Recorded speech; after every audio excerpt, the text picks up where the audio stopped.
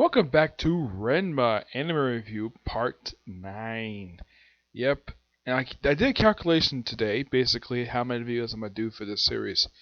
Overall, basically, because I wanted to do like 3 videos per season for the show. Plus, of course, the show has got like 10 OVAs, which I'll do in 2 videos. A couple specials, and 3 films. Basically, overall, I think I'm going to do about 27 videos for this series. Yep, 27 videos. Now, this particular review, I'm covering episodes 56 to technically this is 63. Yeah, this is pretty much what I'm covering. Yep. Now, for the first episode, which is episode, it's called Doctor the Black Rose, the Beeline Dove. Yep. The Nintendo Studios found hard times where they basically barely eat anything, barely eat food at all. So they need to attract new students, which I'm wondering though, why haven't they done before? It's by far never explained. They try many tactics to do it. Apparently Kadachi hears about this and decides to move in. And decided to claim herself to be Ranma's bride.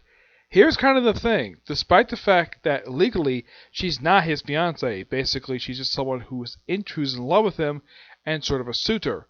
Akane is basically one of 3 fiancés he has. Kadachi technically isn't. So, and here's kind of the thing. Kendo, her brother, doesn't really do anything in this episode. He shows up, doesn't do much of anything. Yeah, Kadachi basically fixes the place up, gives the place some food, and eventually she has to leave when she leaves because she realizes though the only way that she can kind of get the studio to get the dojo is if Ranma marries Akane, which she got upset by that, so she started her own studio. And eventually, like, they kind of fought, and, like, of course they went to the studio, and it's basically, like, her dojo is basically nothing more than an aerobics studio. It's nothing more than a gym, basically, for aerobics. That's simply put all it is. And eventually Ranma tells her that the Sarutobi School of Anything Goes Martial Arts doesn't really need a dojo. Nope, it doesn't. So she kind of runs off sad, and, well, she does return a little bit later on, but, yeah, she appears for like 1 other time in the season. I think that's it.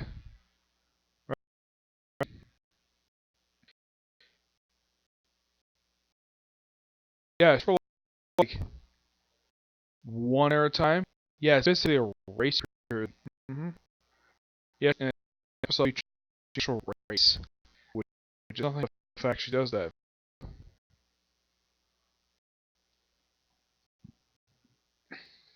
Yeah. Yeah, it appears in like 1 episode aside from this one. Yeah, it's a strange thing. Of the remaining episodes of the season, for episodes 56, 63, guess how many are canon? 2. Just 2. 61 and 62, the only one technically canon. The 63rd episode, which this is kind of strange of how they are this one. That this episode is considered to be the 64th episode through the Viz Media, their dub order, but the series as 63rd episode is this.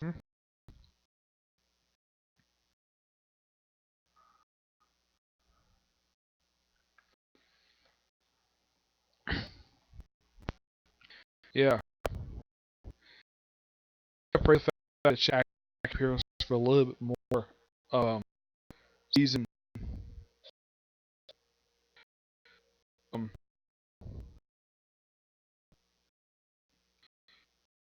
pretty much like season 2. No, 3. Well, not 3. This is 4. Well, this is 3. Yeah, she appears a little bit more. Yeah, Shampoo appears, like, of the other 3 women who basically everything for Ranma, Shampoo appears the most. Yep. She appears for a lot of these mini episodes. She's good at them. Yep.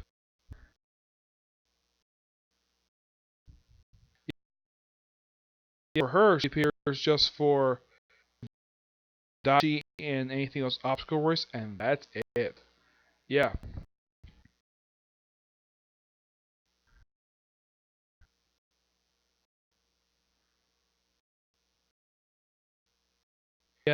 a time travel episode. Actually, there's a follow-up to that.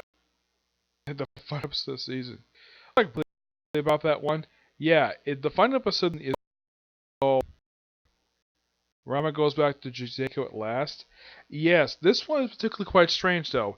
It's a follow-up to Back Days episode 55, and this comes roughly 8 episodes after that particular one. They make a magic mirror. They do a bit of time traveling. First, they time travel to 10 years in the future, where apparently Akane has married Roga and had 3 kids. Genta is still a panda, being painted over. Hippasai is just a grumpy old man, much for old he is now. Ranma is not seeing this future for some strange reason. That's what anyone else is up to. No idea. And apparently, also the studio is very run down. They say it's run down. It looks a little bit nicer, but why it looks like this is never explained. Akane, from look for her, she kind of looks like her sister because it's 10 years later. It's a brief thing. It doesn't really go anywhere. And then they time travel back to like a month prior to the series where they fall into the spring. They kind of prevent it.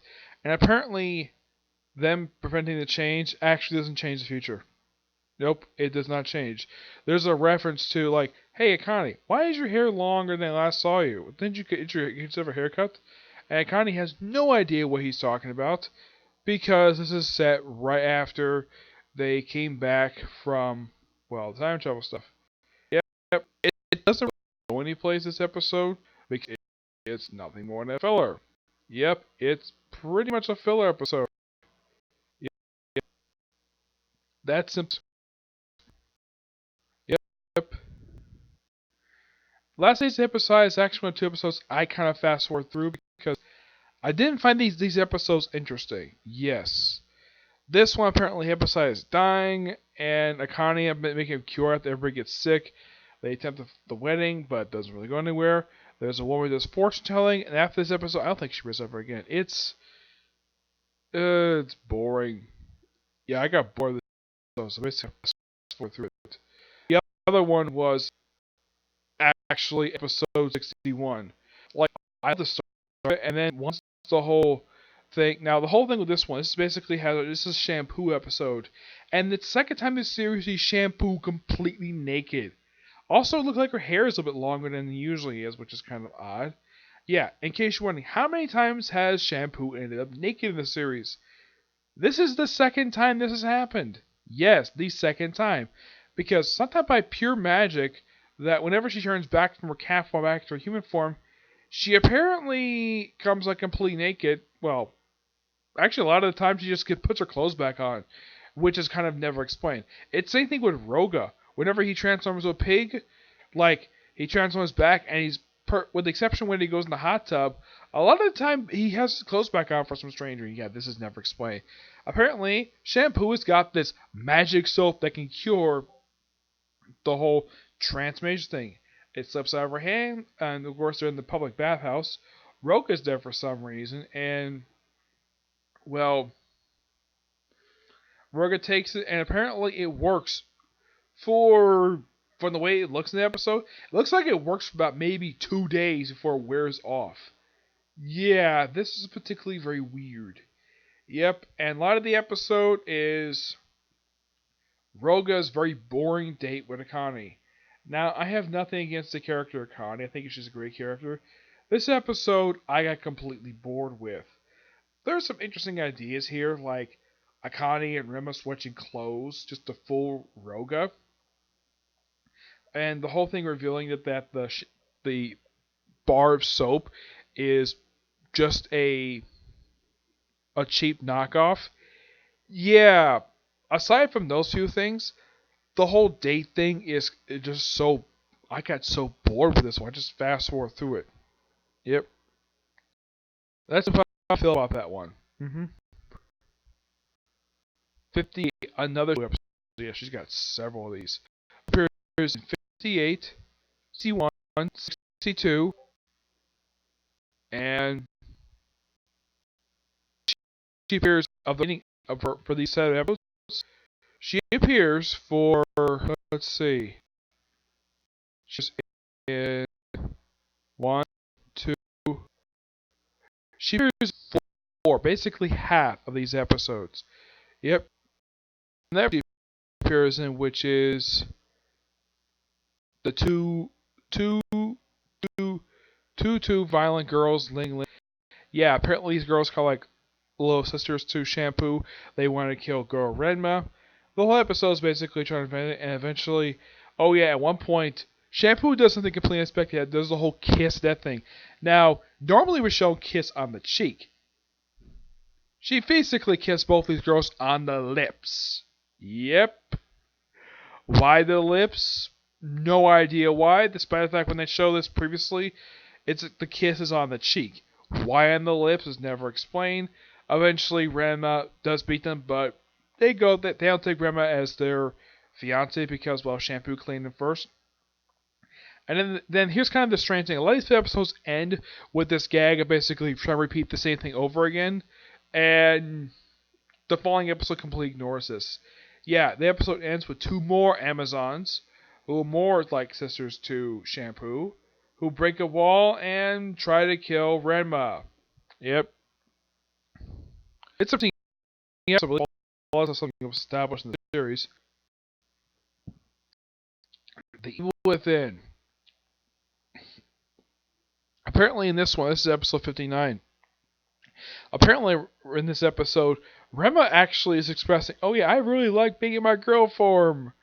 For some stupid reason, despite the fact that it's shown frequently in the series, he hates being his girl form. He likes being a guy. So, Hippocyte, overhearing this, decides to split up the personalities. Well, split up the whole girl Ranma and guy Ranma. And apparently the girl Ranma is evil. Yeah, the whole yin yang thing. Yep. And apparently at night is when this thing shows up and takes Ranma out of the house and causes him not to actually sleep. Yeah, it's like he pulls like an all-nighter, and not even he knows the reason for this. Mm-hmm. When he's now asked for the reasoning why the evil Ranma is doing this, is never explained. Oh yeah, let's go, my love. It's the evil version himself, and he claims to be his lover. Okay. Eventually, the thing is stopped because they cast like a talisman, turns back normal, and the episode ends like other episodes end, setting up an interesting premise but going nowhere. They apparently like Episode tries this again, and Remember's like, nope, not doing it again. And apparently goes up Genta's nose, and his panda side becomes the evil panda trying to kill Ranma and Hippocyte. And in case you're wondering, is this follow-up of the next episode? Nope, it's completely ignored because it's a filler. A filler that goes no place at all. Yep. The last Shampoo episode, which also features Kadiri. Yep. All about going to China. Yeah, this one features like almost the entire cast of the series in this episode. With the exception of Ukudo. Yeah, she's the one who doesn't appear in this episode. I mean, you have Kudo, you have Kadachi, Shampoo, Ranma, Akane, her whole family, Genta, like pretty much everybody, even Hippocyte, which is quite interesting. Oh yeah, and it's all about going to China, and Roga appears in this episode. Like, in case you're wondering, who wins this? Roga. Yep, but he gets lost going to the airport. Yeah, it's a fun little episode, especially since, well, this is probably by far the first time in the series that Ranma is actually very glad that Tachi helped him. Though she helped him beating up her brother. Yeah. Oh, and she's seen in this episode, her outfit is her green leotard. The outfit that she's seen frequently in, though she very rarely wears a different outfit. Mm-hmm. Now, do I call this episode fun? Oh, yeah. 62 is a pure fun of an episode. And it's nice to see Moose. This is probably by far for Moose. Of these last 8 episodes, this is the only appearance of him. Yeah, the last. Actually, he does appear in one other episode besides this one. He only appears in 2. The other episode he's in is Canon Copy. Yeah, this is all about a copy ninja. Copies like 4 characters: Ranma, Roga, Kudo, and Moose. Why is he copying them? Because we're gonna follow all 3D, the other three guys. Excuse me. And they basically, he gets defeated by having his copy technique turn himself, and it doesn't look in place. It's a filler episode, but it's nice the fact we have all four of these characters team up for something. Even though it's going place, that's a pretty interesting premise. Ranma, Roga, Moose, and Kendo teaming up take on one guy is a very interesting concept. And plus, they train together, which I thought was really nice too. Aside from that, this whole copycat guy is really kind of the episode itself, aside from that little premise, most of the episode itself is just boring. It's not very. Yep. Let's see. There's like one episode. It's a lot, and I covered pretty much. Yeah, that's all the episodes. So this was the manga. These were adapted for season 3, and these were chapters 85 to 94. Yeah, 85, 94, 100, 106, 109, 113, 20, 124. And that's it. That's all they adapted for this season. Yeah. But, yeah, we're going to be seeing the whole thing of not a lot of the series gets adapted. Like, some chapters are not adapted until later on in the series. Like in case you're wondering where's episodes 56, 58? Not adapted to season 5. 66 not adapted to the following season until season 4. Yeah, and of course you have 84 to 95 that's adapted for the following season. As for 103 to 105, I'm looking at it right now. 105 is adapted for 107 adapted for season 5, but 103, 104. Actually, it's not. Actually, the episode's not even dead at all. Yeah, as for why these episodes, it's particularly very weird. Yeah, but I'll talk more about basically of like I'll do like a separate standalone video and basically tell like say like every single chapter that was never adapted for the whole series. It's a good chunk of the series that was never adapted. But I'll discuss it in the final video of the series. Yep. So yeah, that's it for this particular review.